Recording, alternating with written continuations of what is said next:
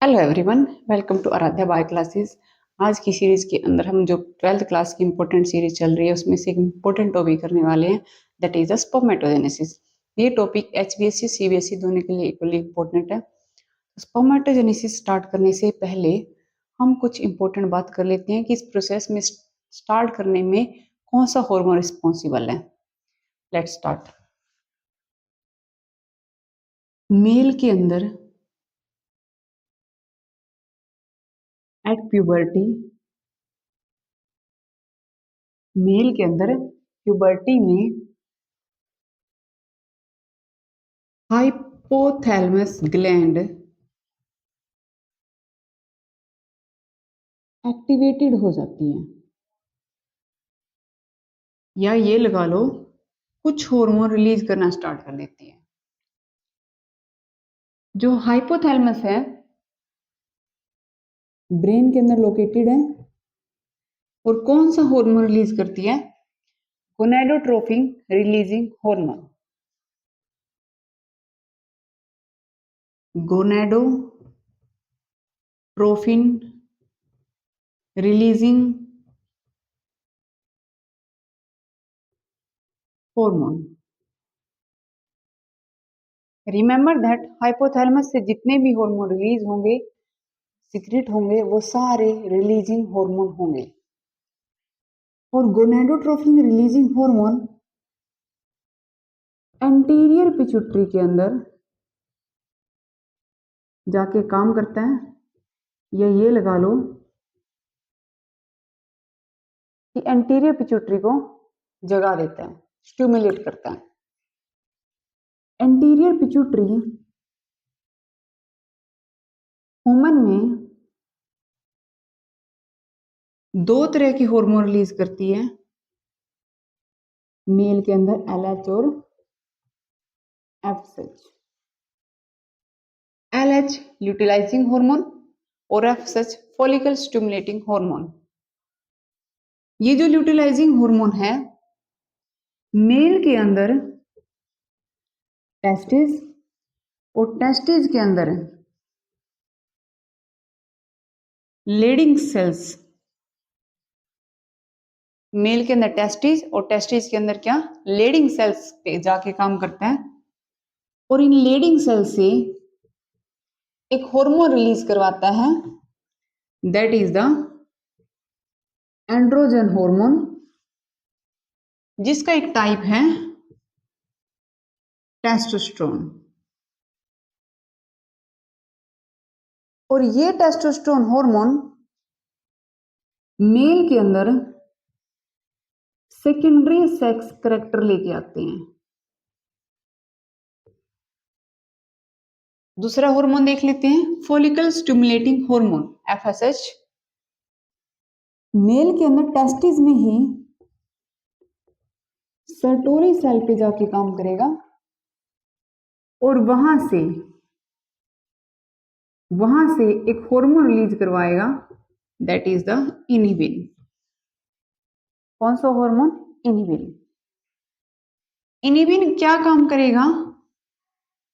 कौन सी प्रोसेस को रोक देता है? स्पर्मेटोजेनेसिस को।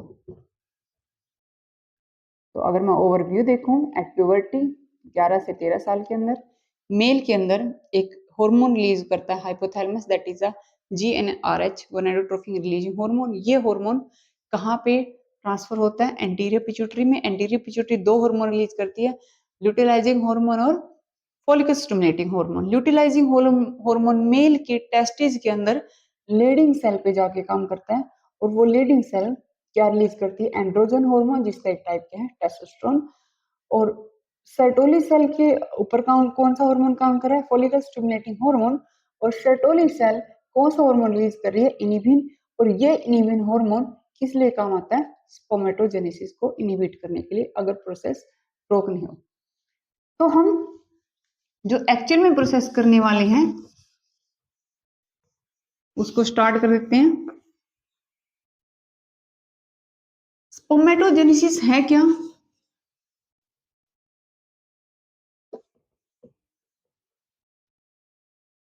स्पर्मेटोजेनेसिस है क्या? formation of, it is the process of formation of haploid sperm, जिसको क्या बोल रहे हैं, male gamete, from spermatogonia, from spermatogonium, जो कि एक डिप्लॉइड सेल है, बाय द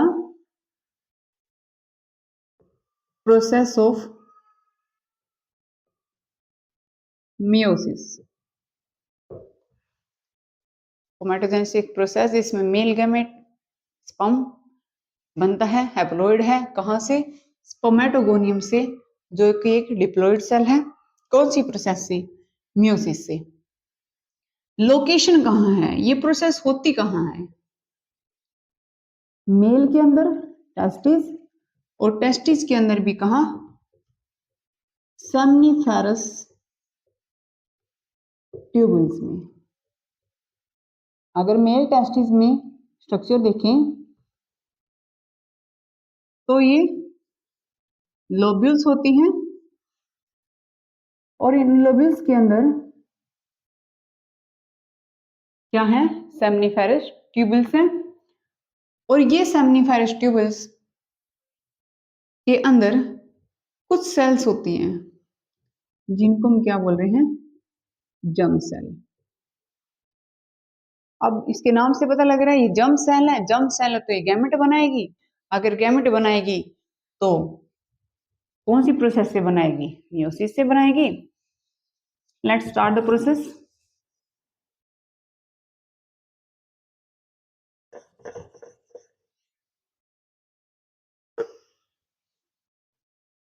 मेल के अंदर टेस्टिस में, सेमनीफेरस ट्यूबल्स में बहुत सारी जर्म सेल हैं, और इन जर्म सेल्स को हम क्या बोल रहे हैं, स्पर्मेटो। जब ये मैच्योर हो जाती हैं तो इनको क्या बोलने लग जाते हैं, स्पर्मेटोगोनिया, जिसका न्यूक्लियस क्या है, डिप्लॉइड है, 2n है।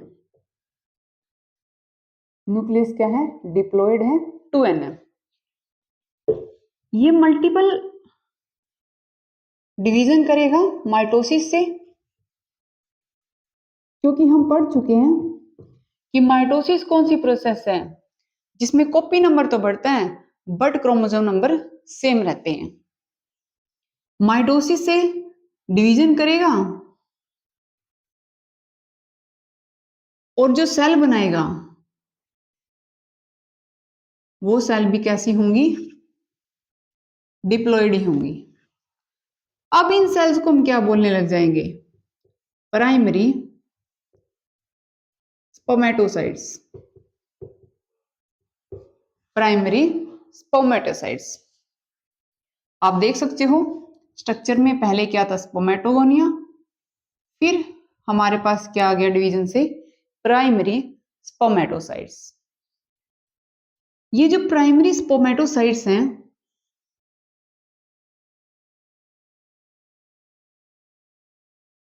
ये मियोसिस करेंगे। जब ये मियोसिस करेंगे तो पहली बार जब मियोसिस की, मियोसिस फर्स्ट, दोनों ने जब मियोसिस फर्स्ट की तो इन्होंने क्या बनाया, सेकेंडरी स्पर्मेटोसाइट्स। और हमें पता है कि मियोसिस एक कौन सी डिवीजन है, रिडक्शन डिवीजन है। ये हम प्रीवियस वीडियो में डिस्कस कर चुके हैं। मियोसिस एक कौन सी प्रोसेस है, रिडक्शन डिवीजन है, जिसके अंदर कॉपी नंबर तो बढ़ रहे हैं बट क्रोमोसोम नंबर हाफ हो जाते हैं। तो सेकेंडरी स्पर्मेटोसाइट्स क्या हुआ, हैप्लॉइड हो गया। अब इनके पास क्या है, n है, हैप्लॉइड नंबर ऑफ सेल्स है। सेकेंड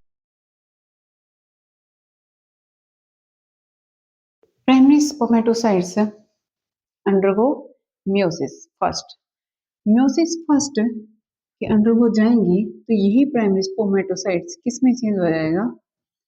सेकेंडरी स्पर्मेटोसाइट्स में। और क्योंकि मियोसिस स्टार्ट हो चुकी है और मियोसिस एक रिडक्शनल डिवीजन है, तो सेकेंडरी स्पर्मेटोसाइट्स क्या होंगे? हैप्लॉइड होंगे। हैप्लॉइड क्या? हाफ नंबर ऑफ क्रोमोसोम या हाफ सेट ऑफ क्रोमोसोम्स। और हम पढ़ चुके हैं कि मियोसिस एक रिडक्शनल डिवीजन है जिसमें कॉपी नंबर तो बढ़ता है बट क्रोमोसोम नंबर क्या हो जाते हैं? हाफ हो जाते हैं। ऐसे ही secondary spermatocytes meiosis second complete करेंगे और क्या बनाएंगे?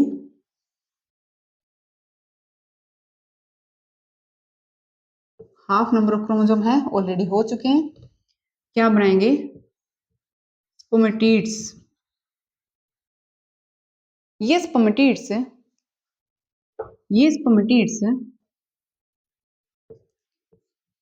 स्पर्मेटोजोआ में चेंज होंगे। और जब भी स्पर्मेटिड्स स्पर्मेटोजोआ में चेंज होते हैं तो कुछ प्रोसेस होती हैं, जैसे कि स्पर्मेटिड्स का गोल्जी अपरेटस स्पर्मेटोजोआ का एक्रोसोम बन जाएगा। उसके बाद कुछ ऑर्गेनेल्स हैं, कुछ सेल ऑर्गेनेल्स हैं जो लॉस्ट हो जाएंगे। उसके बाद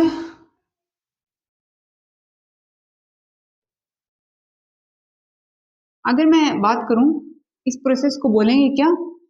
स्पर्मेटिड से स्पर्मेटोजोआ बनने की प्रोसेस को क्या बोलते हैं? स्पर्मियोजेनेसिस। स्पर्मियोजेनेसिस। अब जो हमारे पास स्पर्मेटिड्स हैं, जो हमारे पास स्पर्मेटोजोआ है, वो स्पर्मेटोजोआ वो स्पर्मेटोजोआ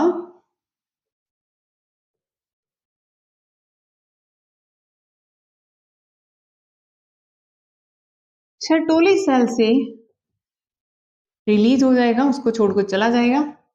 और जब भी स्पर्मेटोजोआ सर्टोली सेल से रिलीज होगा उस पर प्रोसेस को हम बोलेंगे स्पर्मिएशन। अभी जो हमारे पास स्पर्मेटोजोआ है वो कैसा है? हैप्लॉइड है। अगर मैं इसके स्ट्रक्चर की बात करूं तो इसके स्ट्रक्चर में है क्या क्या चीजें? हेड है, हेड के ऊपर क्या? एक्रोसोम, एक हैप्लॉइड न्यूक्लियस, एक मिडल पीस,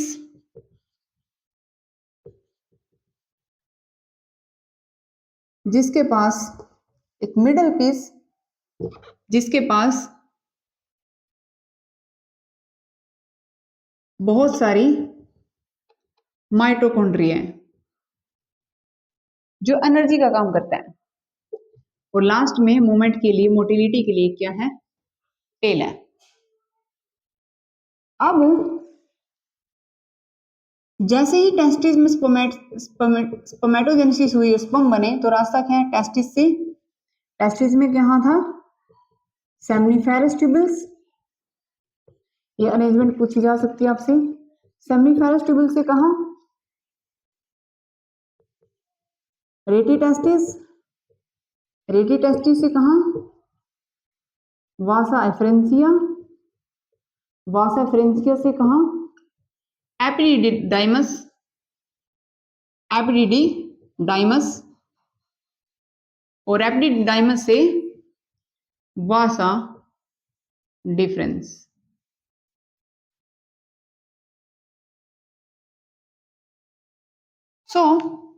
हम एक इंपॉर्टेंट टॉपिक कर चुके हैं, दैट इज स्पर्मेटोजेनेसिस।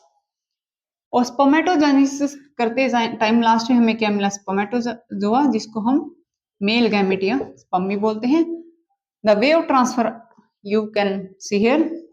अगर आपको ये वीडियो अच्छी लगे शेयर करें, सब्सक्राइब करें, फॉलो करें। Thank you.